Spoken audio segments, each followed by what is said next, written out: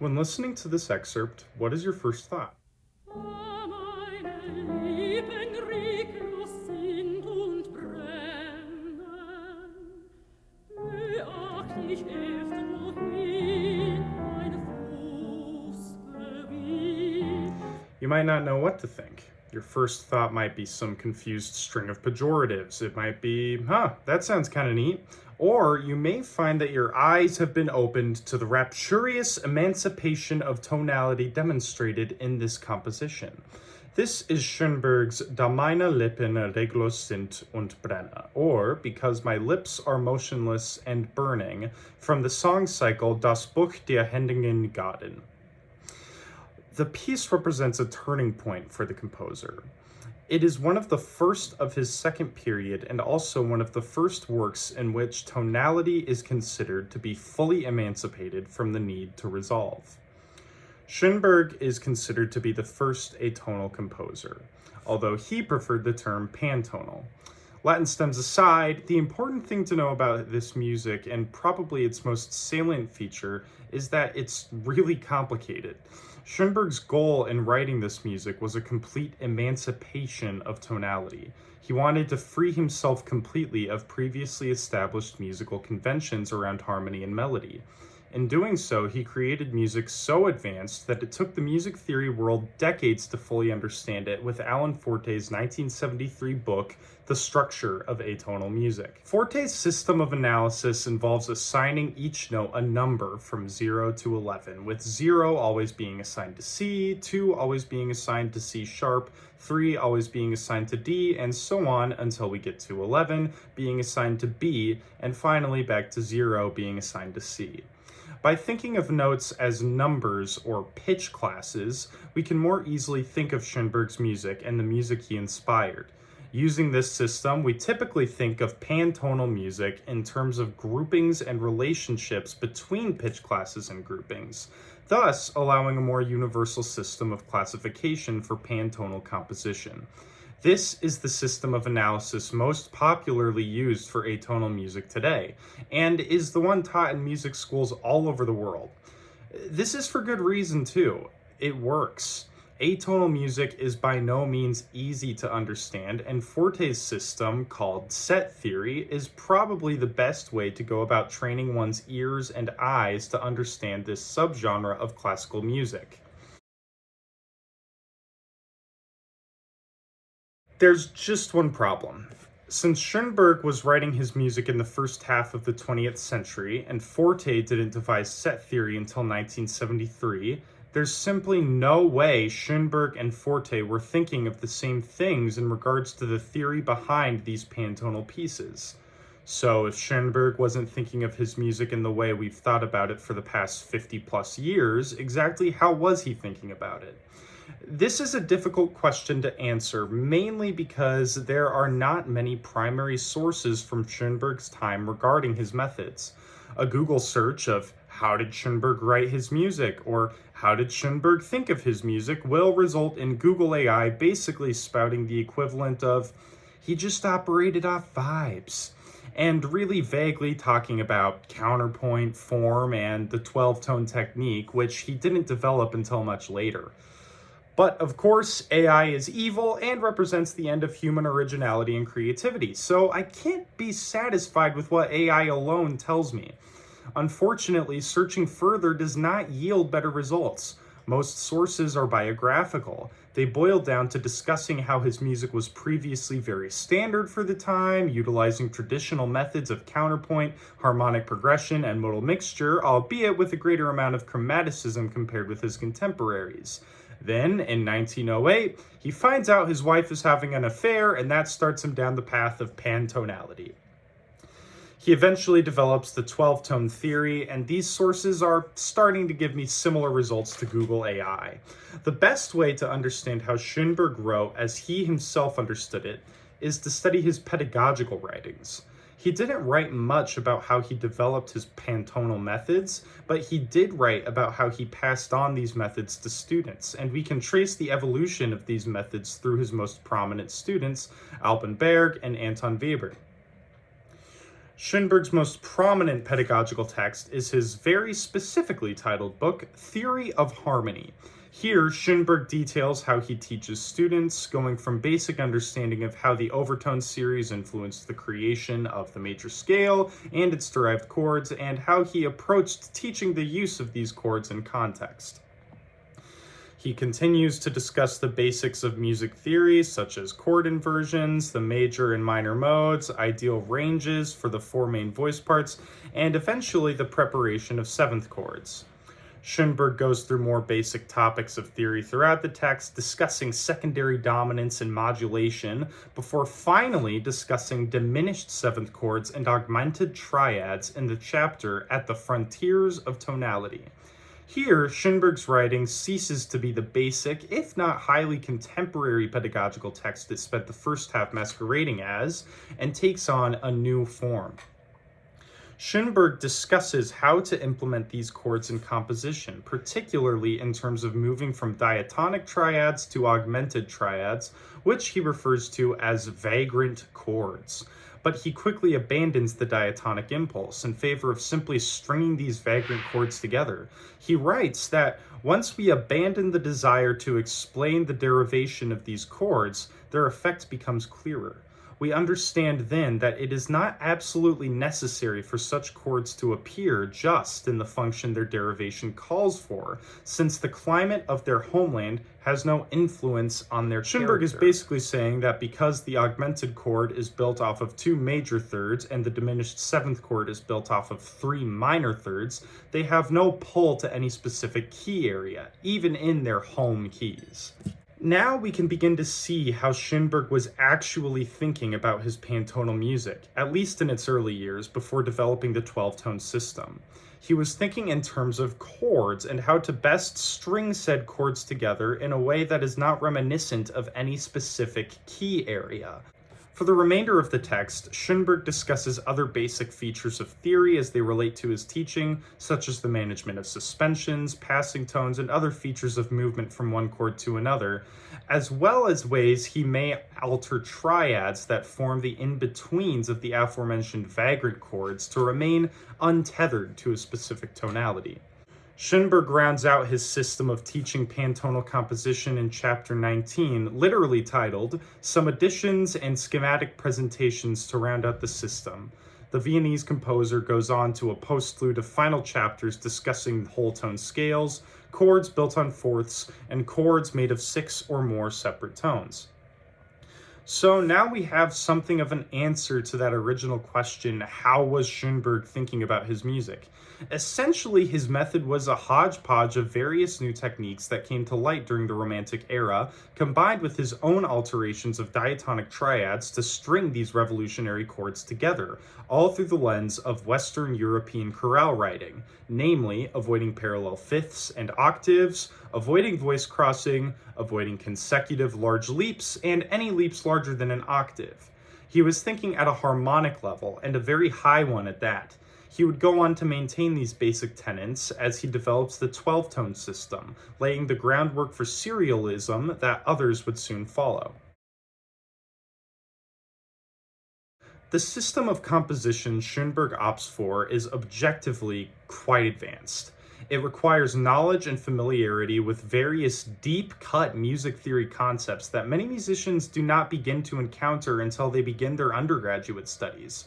Augmented chords, diminished sevenths, whole tone scales, extended chords, and chordal harmony are concepts that jazz musicians may encounter quite frequently, but Schoenberg's work falls more under the classical umbrella, meaning that the majority of people who will be performing this music are less likely to be familiar with the wide breadth of concepts integral to the Second Viennese School. Enter Allen Forte.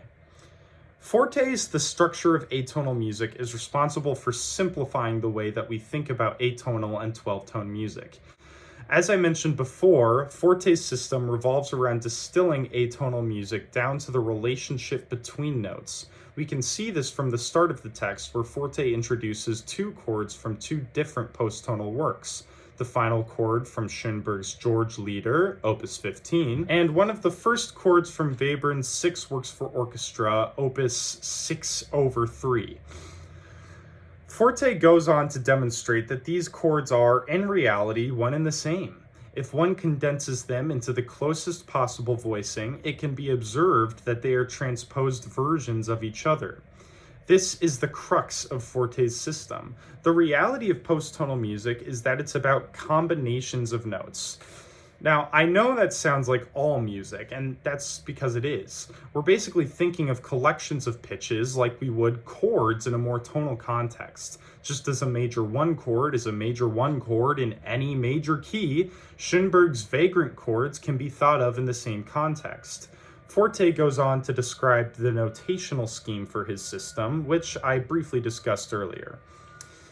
From this point, he describes the ways that note groupings are organized and classified in the system of set theory. Any grouping of notes is named with a suffix for the number of pitches in the collection, followed by the word chord. A 3-note grouping would be a trichord, a 4-note grouping would be a tetrachord, etc. These groupings are highly effective to understanding the music put out by Schoenberg and his followers after his wife's aforementioned affair. But in 1923, Schoenberg once again made a major pivot in the style of his output. This was the year he derived his 12-tone system, and it presents its own problem of historically informed understanding. The thing about set theory that's really fascinating is its use of mod 12 math. What that means is that we envision the 12 pitches on a circle similar to a clock. When analyzing post-tonal music, we treat numbers on opposite sides of the circle, like 11 and 1, as inversions of one another. Any pitch can be inverted except for 0 and 6 because they lie on the center of the axis. This system works really well in the context of music using the 12-tone system, also called serialism. This is largely because this music deals in terms of tone rows, which contain one instance of each of these 12 notes, as the name suggests. This system of inversion translates perfectly to the ways in which Schoenberg and the composers he inspired created permutations of 12-tone rolls. So it's difficult to separate Forte's system of analysis from post-tonal music, especially because of how well it works with serialism. If Schoenberg still wasn't thinking in terms of numbers by the time he founded the serialist movement, then the initial question of how he conceptualized his music is further strengthened. Luckily, we have Leonard Stein's 1975 text Style and Idea, which is a collection of Schoenberg's essays between 1911 and the year of his death, 1951. In the essay titled Composition with 12 Tones, Schoenberg details how he inverts a 12-tone row and gives his system the very creative and apt name, Method of Composing with 12 Tones which are related only with one another.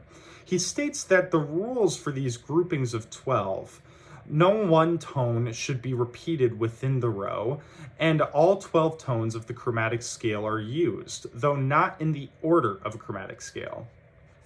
He coins the term basic set in reference to the most basic form of a 12-tone row, which starts on 0, which would be used to compose a piece in this method. This is in contrast to Allen Forte's system, in which the initial form of the row starting on 0 is referred to as prime form. The basic set is what the entire piece is based off of. The piece may consist of melodies and harmonies constructed from fragments of the row. In this example, Schoenberg demonstrates how a row may be broken up into 4 sets of 3, which could be repurposed in various ways. He also goes over how the row may be inverted, by simply playing the row in reverse. This is another difference from Forte's mod 12 system, where the reverse of the row is referred to as the retrograde form. Schoenberg describes how this methodology is not without precedent, demonstrating that his definition of inversion can be seen in the works of various composers, not least of which Beethoven, who both reverses and transposes melodic lines in many of his works. Though Schoenberg specifically cites the second of the 3 B's final string quartet in F major. Then Schoenberg does something a little confusing. He switches up his terminology. Having just used the term inversion to describe the reversed or mirrored version of the basic set, he details the 4 main ways a basic set can be permutated beyond transposition. His new terminology is as follows. The inversion is no longer the reverse of the row, but is instead what we get when we use all the same intervals from the basic set but reverse them. If, for example, we have a descending minor sixth followed by an ascending whole step, Schoenberg would invert those intervals. Instead, we would have an ascending minor sixth followed by a descending whole step. Forte's and Schoenberg's definitions of retrograde now match, with the retrograde simply being exactly the reverse of the basic set. The retrograde inversion is what we get when we invert the intervals of the retrograde form, just as we did for the basic set to create the standard inverted form. Again, all these ideas come from German schools of composition and were practiced throughout history. The only difference is that Schoenberg has a very specific method for constructing these themes and even the harmony that surrounds them, which all go back to these transformations of the basic set. Despite Schoenberg's preference for the word method, the highly systematic approach he employs is more analysis-friendly, as it is easier to group rows of all 12 notes in a specific order than it is to group augmented and fully diminished chords and whole tone melodies. I think it is no coincidence that the bulk of early breakthroughs in post-tonal analysis came towards the end of Schoenberg's life, when he was well into his serialist period. In 1946, Milton Babbitt writes his doctoral dissertation on 12-tone sets. Then, 9 years after Schoenberg's death, American music theorist Howard Hanson publishes his book, Harmonic Materials of Modern Music. Hanson had begun studying 12-tone music as early as 1940, not publicly sharing any of his ideas until 1951, in which he reads the paper, The Projection and Interrelation of Sonorities in Equal Temperament, at his induction to the American Philosophical Society. This paper summarized the basic principles of what would evolve into the full text published in 1960, focusing on the grouping of 12-tone rows and their transformations based on relationships between the notes. So this answers the initial question: how did Schoenberg think about his music? He always thought of his music in a way informed by long traditions of German composition, following the conventions of avoiding certain intervals and limiting the frequency of large intervals, utilizing contrary motion wherever possible, and making variations on his melodies by inverting and reversing a theme. Schoenberg simply injected more advanced techniques into this standard framework. We live in a cultural moment in which we are obsessed with authenticity. Especially in music, we as artists can often become obsessed with historically informed performance practice and even historically informed thinking. It is not uncommon for performers of Baroque music to be familiar with the doctrine of affections and the stimulation of humors. This is an objectively outdated, outright incorrect science, but one the people of those times truly believed in. Despite the fact we now know that music does not stimulate our black and yellow bile in a specific way as the people of the Baroque era did, we still find value in knowing the ways these people thought and their goals in performing their music. We now understand music by means of good tuning to cause overtones to ring, but we still learn about the historical understanding of this science. I believe this is even more important in the context of atonal performance practice, but not just for the reasoning of better understanding how these composers thought. Knowing how Schoenberg, Webern, and Berg and all of their contemporaries were thinking is important, but it remains ever pertinent because Schoenberg's methods were based in a far less theoretical framework than the doctrine of affections. This, of course, is largely due to his compositions being built on centuries of knowledge. Additionally, understanding how Schoenberg moved between his three major periods through a historically informed lens helps us draw a more direct line from the late Romantic era to the Second Viennese School. Set theory makes the music itself easier to understand, but the historically informed perspective makes it easier to understand how Schoenberg created the pantonal subgenre of what came before. Set theory is, in my opinion, the most efficient way to make sense of post-tonal and especially serialist music. In the case of serialism, there's no question in my mind that set theory is the ideal way to analyze it. The system of mod 12 math makes a lot of sense in a 12-tone method, but for Schoenberg's middle period, I'm not so sure.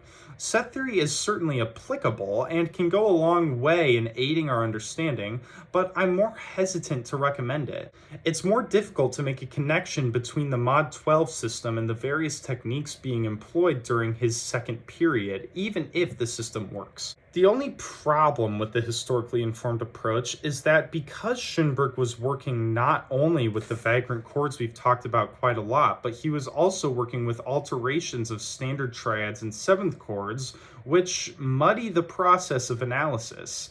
Take the first phrase of Das Buch, for instance. In Forte's system, we can analyze the first phrase to be made up of various pitch class collections. We start with the pentachord 4, 5, 7, 8, 9, which can be translated to 0, 1, 3, 4, 5 in its prime or basic form. The accompanying material is also derived from this pentachord. The second half of the phrase can be analyzed as the tetrachord 3, 5, 7, 8, since despite containing 6 notes, only 4 of them are unique. The prime form of this grouping would be 0, 2, 4, 5. The accompanying material is more difficult to parse out here. It can be best interpreted as the hexachord 0, 1, 5, 7, 8, 10 in prime form.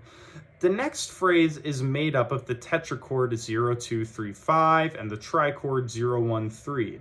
When looking at the accompanying material, we get the trichord 0, 3, 5 and the tetrachord 0, 2, 3, 6, underscoring the first half of the phrase, and then 0, 2, 3 making up the accompanying material for the second half, with this 2 and 9 in measure 4 somewhat muddying the waters. Using set class theory, we can come to understand the music in very exact terms, but the connection between these groupings are dubious, with most of them being similar but not having a clear relationship. Using set class theory, we can come to understand the music in very exact terms, but the connection between these groupings are dubious, with most of them being similar but not having a clear relationship. On the flip side, we can observe that the answers make only a little more sense when we try to apply the system outlined in theory of harmony. We can see 2 instances of Schoenberg's vagrant chords in the second beat of measure 2, where the change from 3 to 5 turns the G-sharp minor triad into a G-sharp diminished 7th chord, and with the B-flat augmented chord in measure 5. The chords in between, while having more of a character due to not having the same structure as the diminished 7th or the augmented triad, still have an iffy, if not no relationship with one another. We can see that this is what Schoenberg set out to do: follow classic European rules of composition, especially regarding voice leading, but in a way that is completely untethered to a specific tonality. But the relationship between the chords he was moving through was honestly unclear. My earlier observation that most sources basically state that Schoenberg composed on vibes alone is sort of proven true. At least until he developed the more systematic 12-tone method, Schoenberg seemed to use a combination of altered and extended chords, his vagrant chords, and wrote melody based on what would best unify a progression, which often required the use of the whole tone scale or other scales, which we might also call vagrant scales. So, what was Schoenberg thinking of? Well, in a way, he really was going off vibes. The vibes are simply a little bit more complex than the surface level will tell you.